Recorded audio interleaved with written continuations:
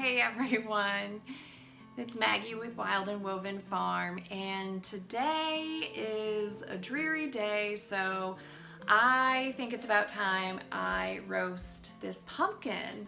I got this pumpkin from my friends Jordan and Josh at Working Aussies Homestead. They're in Dunn, North Carolina. They have become some really great friends of ours, and we saw them at the Homesteaders of America conference, and they had asked if I wanted a pumpkin to bring home with me.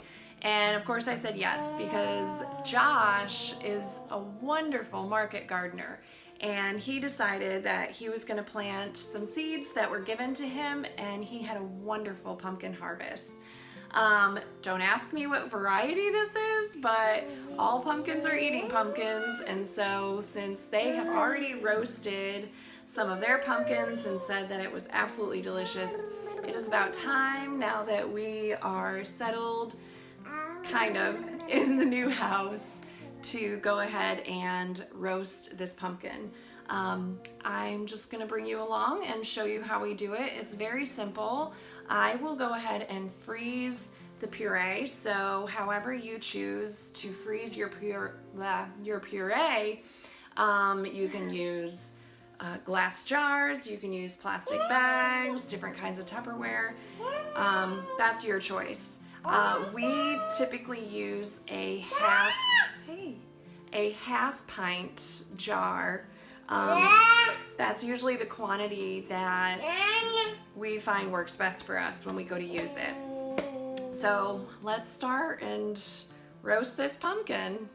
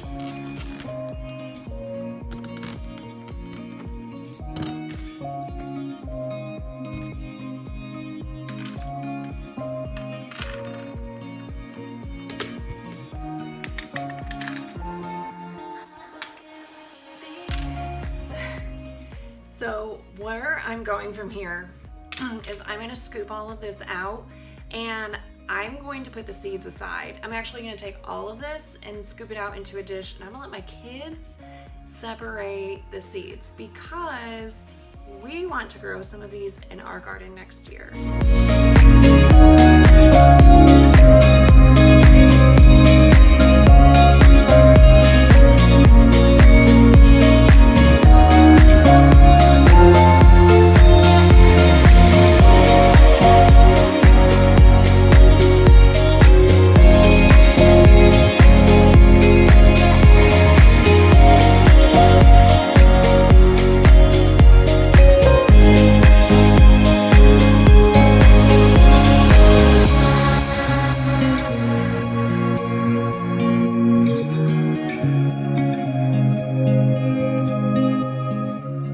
Okay, so I've got my pumpkin halved, and I scooped out all of the insides with the seeds. That's in a bowl sitting aside so that the kids can go through it and separate the seeds for me.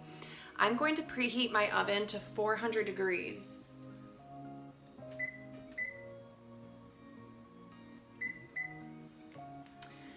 There is no true science behind roasting a pumpkin. You just want it at a higher temperature.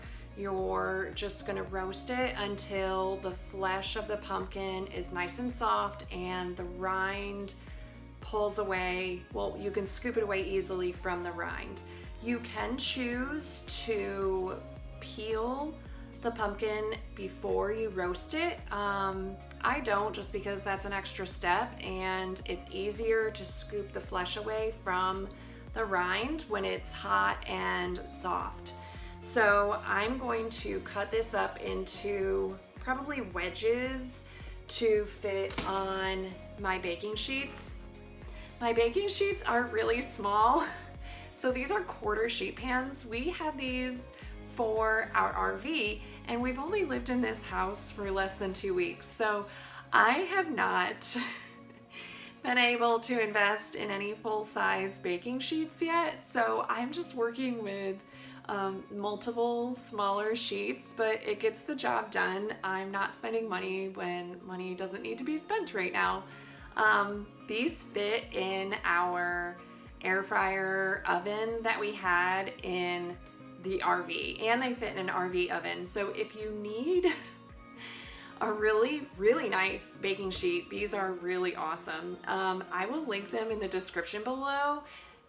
They're amazing, and they're honestly really great for your full-size oven as well. I've used these for many things that just getting a really big cookie sheet out for just doesn't, you know, is just not necessary. So I will link those because they're really great. Anyways, so I'm gonna wedge this and put it on my baking sheet. To make life easier, I'm gonna lay parchment paper down on my baking sheet first. So let's cut this up and then place it on our baking sheets.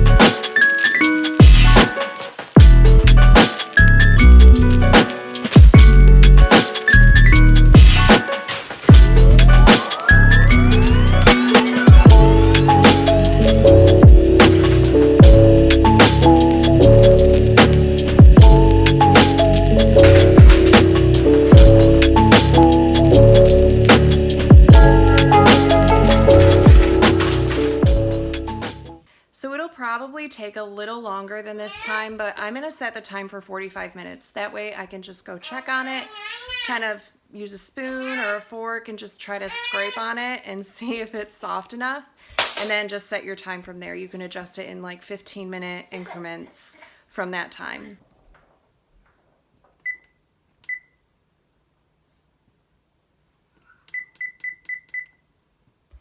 So now I'm gonna take my bowl of seeds, and we call them guts, sorry, out to the kids, and I'm gonna let them separate the seeds. What are you doing? Building? No. Fixing Oh, the bike. You're fixing your bike. Oh. It's a good thing to do on a rainy day.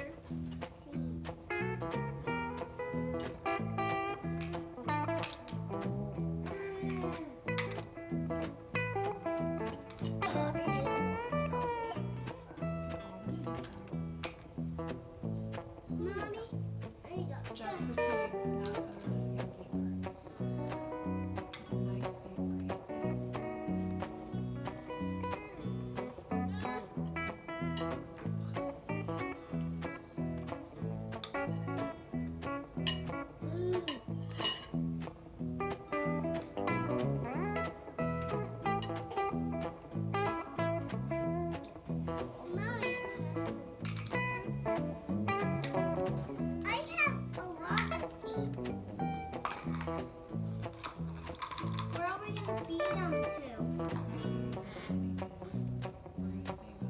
Mommy. Okay. So do y'all remember who gave us the pumpkin? Jordan and Josh. And why do we love Jordan and Josh so much? I don't know. Why do you love Jordan and Josh so much? What's your favorite part about them? Playing with Scout. Playing with Scout. Helping growing stuff in the garden. Oh, yeah, because we went to their homestead, didn't we? And you got to see Mr. Josh's garden. Yeah. Is he a good gardener? Yeah. What was your favorite thing that he was growing? Peas. Peas? No, pumpkin. Pumpkins? Yeah. Favorite things are pumpkins? Yeah. Pumpkin. Probably because you get to make a mess with pumpkins, huh? Look, I'm making a mess. I like to carve them. I like to make a mess with them. I like to play with them.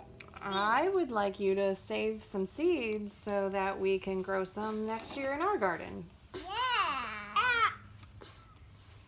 Look. Daddy, you're getting a lot of seeds. What kind of animals do Josh and Jordan have on their homestead? Dogs.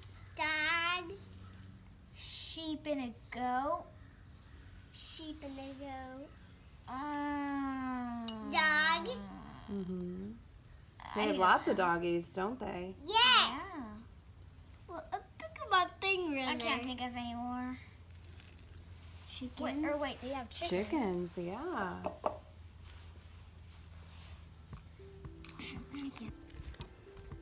So the kids did a really great job getting most of these seeds out. So I'm going to take what's left and give it to the livestock. You can give it to any livestock. Actually, pumpkin is a really great anti-parasitic, and it's just packed full of nutrients that livestock would love. If you put this in your compost pile, you may have some volunteer pumpkins next year, which not sad about that. Let's see if the cows are interested.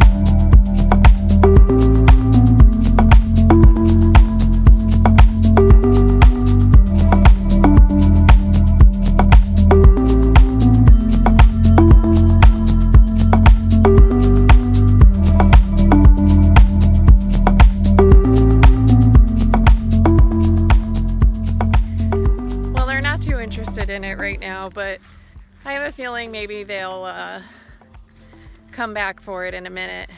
However, the pigs saw what I did and they're not too happy about it. So if the cows don't come back for it in about half an hour, I may go scoop it up and give it to the pigs. So my timer rang for 45 minutes. I'm gonna check on it and just kind of poke it, mush it around, kind of see where we're at. Now there's obviously a lot of steam.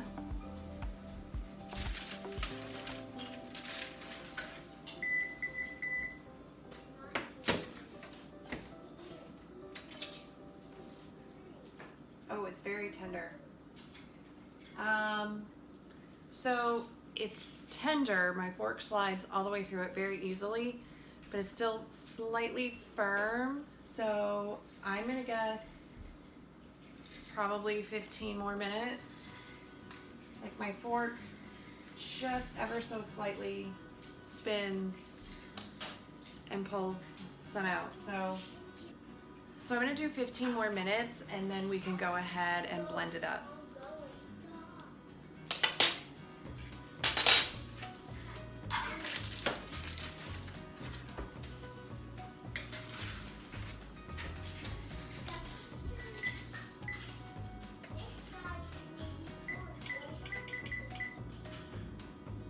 All right, so for my pumpkin seeds, I'm gonna lay down a couple layers of paper towels, or you can just use a towel or washcloth, and I'm going to take the seeds that they separated and I'm going to dump them out on here, and I'm just gonna work on making them into a single layer for them to dry.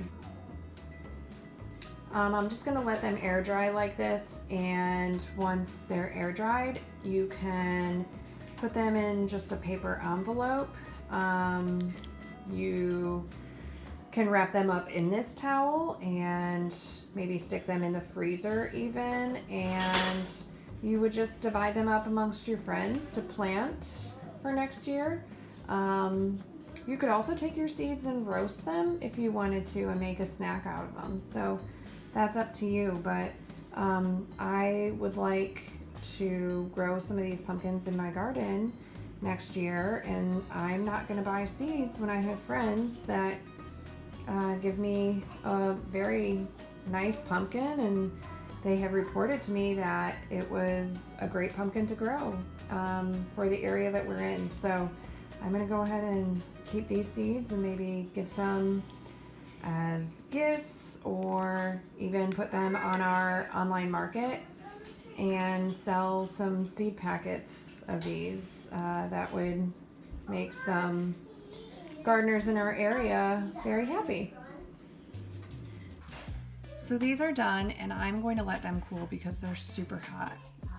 As you can see, it just very easily mashes up. It's also very wet. So what I'm gonna do when this is cool is, you can see I'm already starting to pull it away from the rind. That's the rind right there. So what you can do is you could take this and puree it and then squeeze some of the excess moisture out of it with some towels. Just depending on how wet it is, I may or may not do that. And you would just have to use it in a recipe according to how much moisture is in it. Homemade pumpkin is not really used the same as your typical grocery store canned pumpkin, because there's more moisture in this than what's in the grocery store.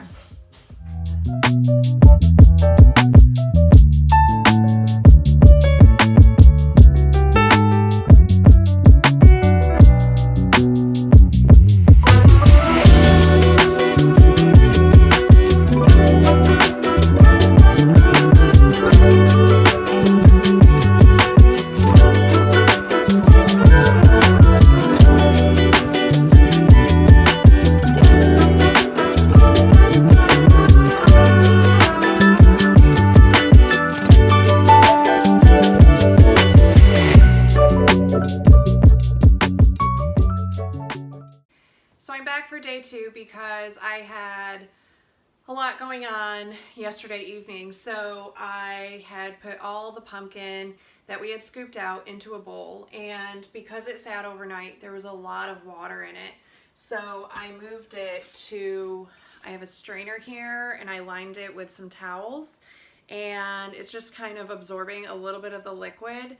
And I'm going to take this now and put it into another dish, and I'm going to use my immersion blender to start pureeing it, because right now it's just kind of a little chunky, stringy, which is normal for the inside flesh of a pumpkin.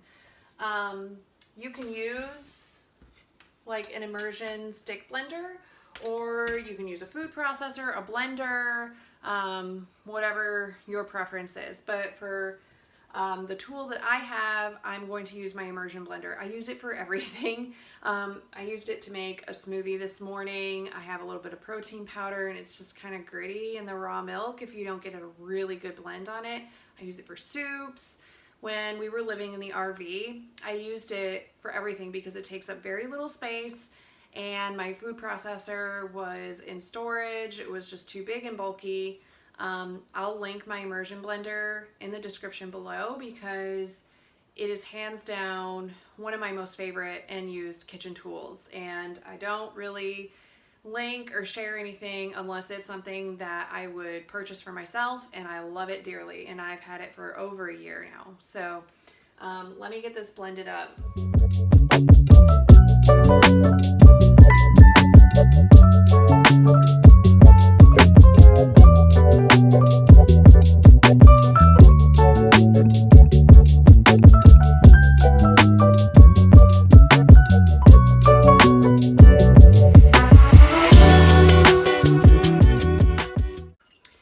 So like I said earlier, I like to freeze mine in jars. You can use plastic bags, just make sure they're a good quality freezer type. We try to avoid as much plastic in this house as possible. So we use these half-pint glass jars. This usually gives me enough where I can add just this much to like a pancake or a waffle recipe, muffins, cookies, you name it. I can use multiple ones when I make a pumpkin pie. I like to err on the side of caution in regards to the amount that I'm freezing at a time. I don't want to freeze too much because then when I go to thaw it out and use it, it may sit in my fridge. Granted, we have pigs and chickens, but I would rather it all go to use. Now, last year versus this year, we do have an extra child, so it may change. I may find that I'm pulling out 2 at a time all the time, and if that's the case, then I would just freeze in pint quantities. So what you're gonna make sure is if you're freezing in a glass jar like this, you are following this lower line. Do not go above that, because when it freezes, it will rise and it will burst through your lid and ring that you put on it. So just be sure that you're not filling it up to the top, that you're filling it actually right below that lower line on your jar.